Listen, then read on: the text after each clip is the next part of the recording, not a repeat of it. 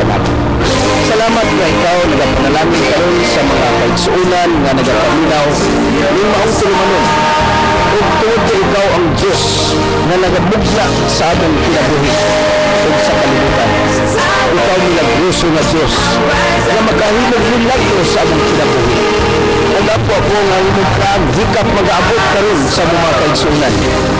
Ug ang kayuhan ug milagro Ginoo among masinati. Daghang salamat pinaagi sa pangalan ni Kristo Jesus among Ginoo manluwas. Amen ug amen. Praise God. May buntag no sa itong mga kaigsuonan nga nagapaminaw. Kini program kini sa Throne of Grace Global Fellowship humutan sa May Gonzales, Pinuno Building 4 Tubod Highway, Iligan City. Mga igsoon kung ikaw niya sa Iligan City, ako kang imbitahon sa panagtigom sa Throne of Grace Global Fellowship. Dali lang itultulon mga igsoon, no? At bang sa may Robinson, diya sa may Tubod, nata sa 4th floor sa Hibino Building.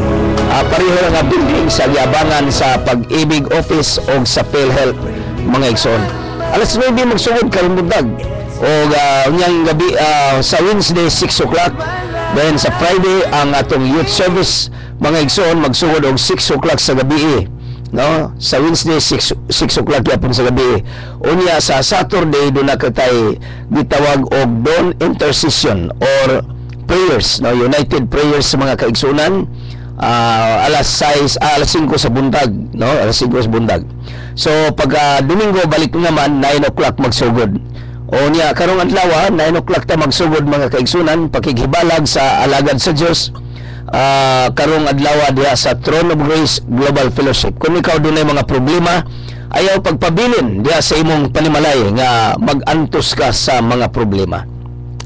Muna nga ang ato ang gikalipay mga igsoon nga ang Dios mao sa gihapon kagahapon karon og sa walay katapusan makahimo siya sa pagsulbad sa pagtagbo sa imong panginahanglan.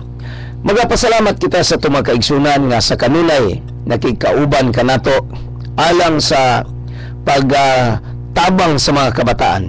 Ang atong community transformation nga program sa Bless Iligan Movement o gimanid sa Throne of Grace Global Fellowship mga igsoon nagapadayon. Napasalamat kita sa itong mga kaigsunan nga nag-sponsor og pipila ka mga bata aron ang mga bata magapadayon sila sa ilang pag-eskwela.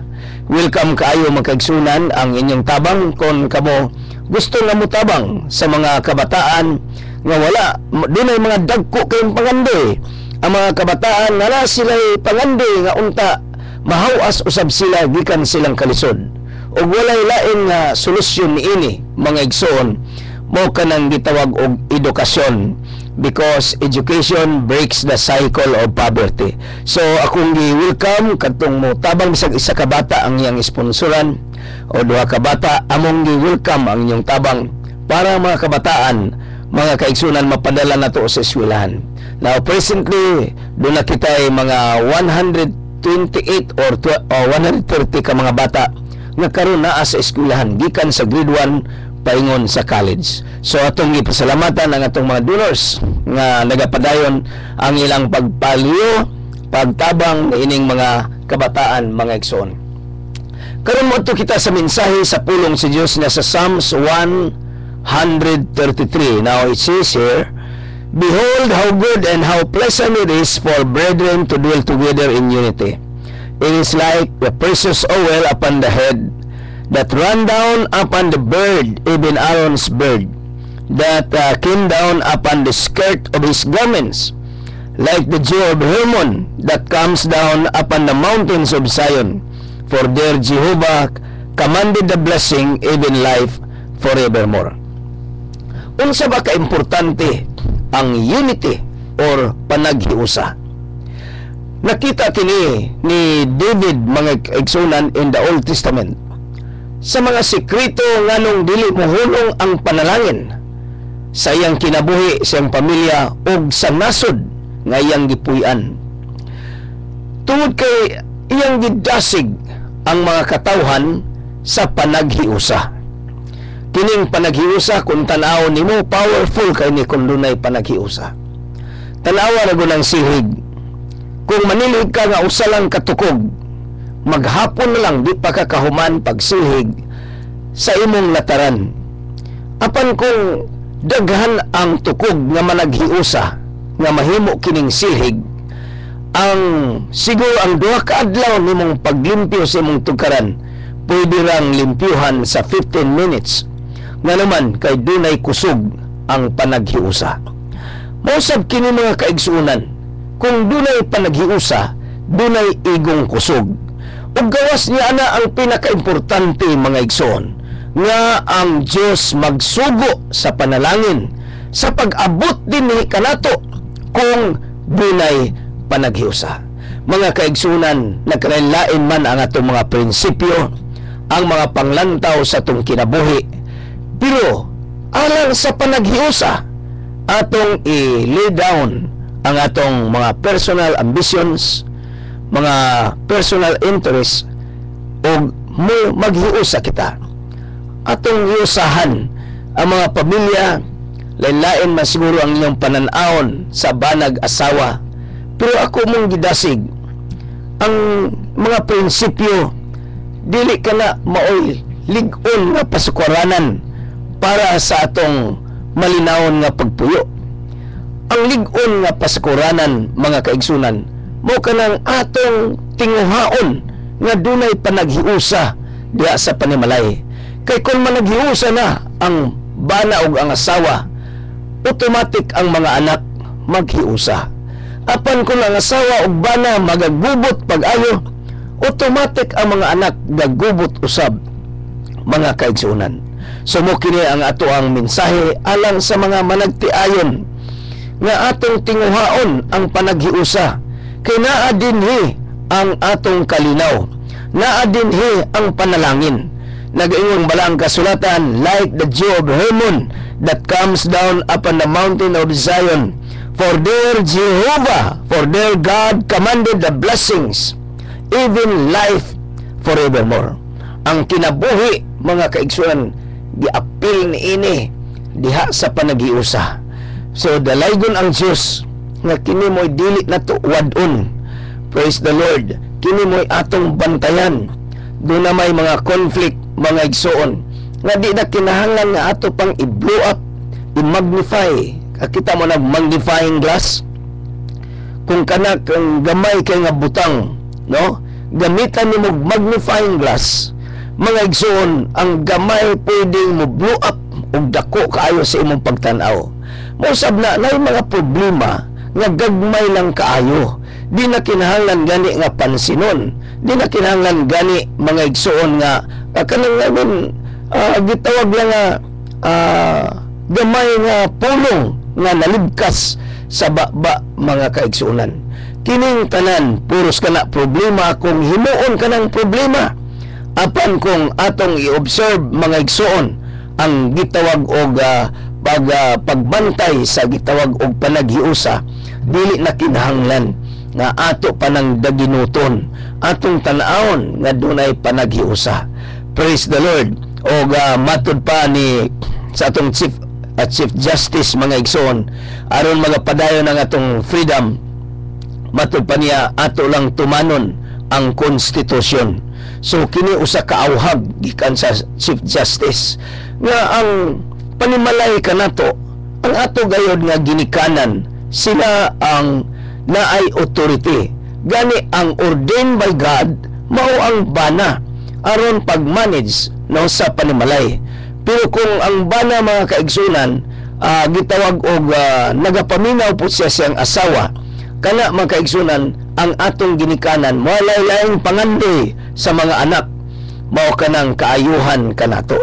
So mga igsoon, nagpasalamat kita nga kung ang panaghiusa mo'y atong tumong, ang panaghiusa mo'y atong pabarugon. Nagaingon ang balang kasulatan, suguon niya ang panalangin.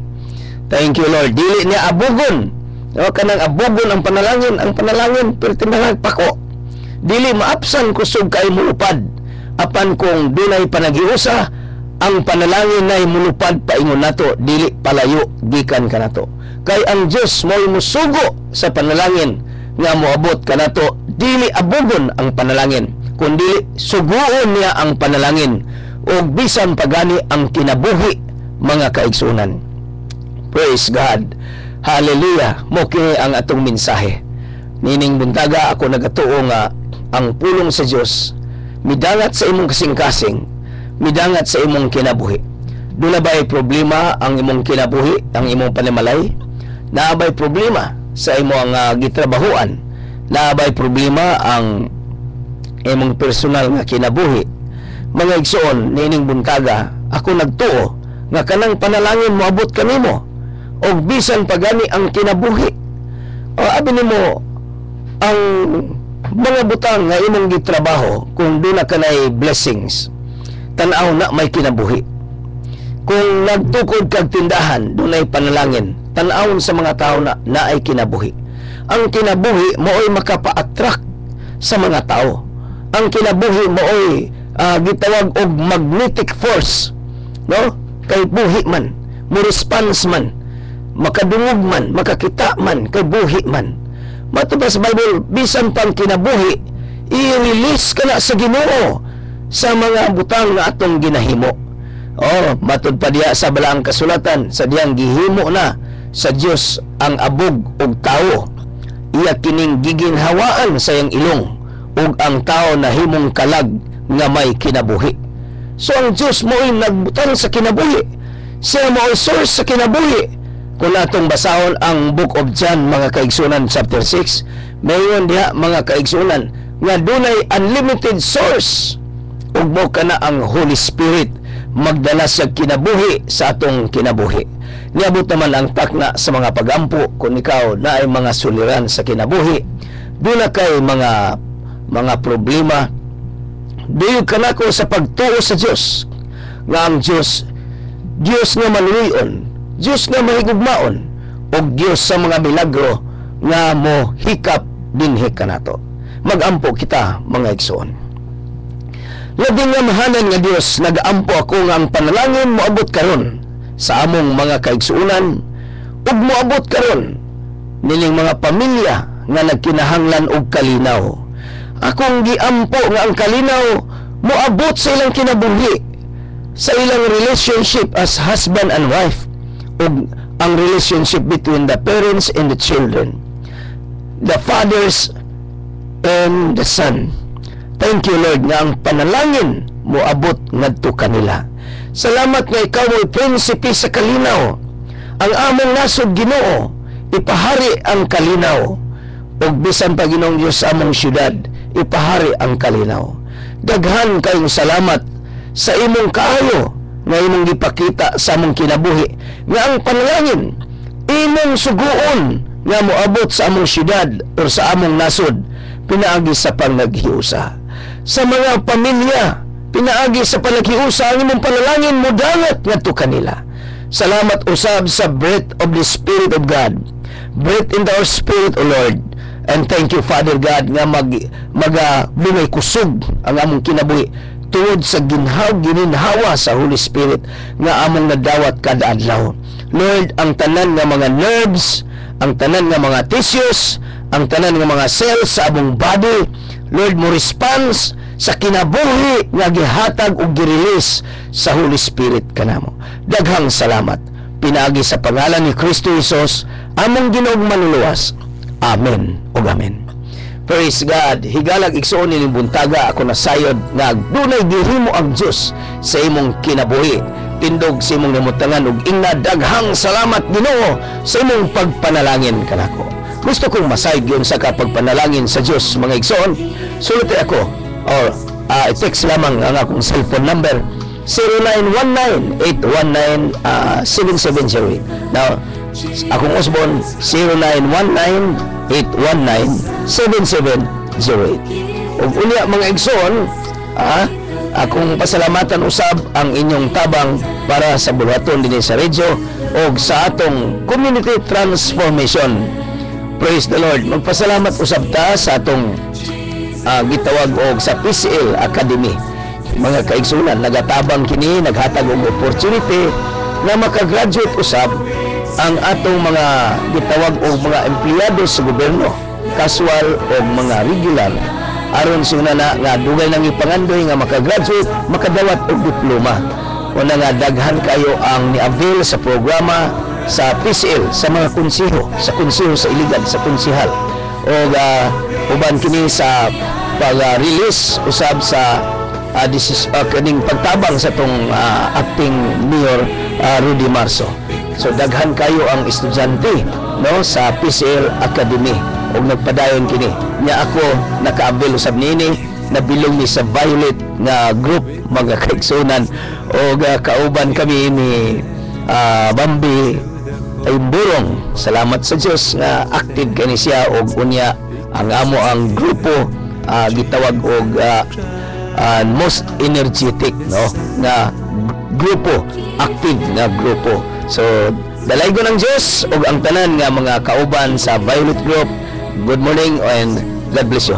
O kini si Pastor Rudy mga kaigsunan, magaingon nga ang Diyos magpanalangin kaninyo og ayaw kalimot pakighibalag kanamo sa Throne of Grace Global Fellowship pagsugod kita karong alas 9 ang takna sa buntag. O regards day ngadto sa tong pinalangga nga station manager din sa Diksay si Sir Ramil Imborong. God bless you all. Bye-bye.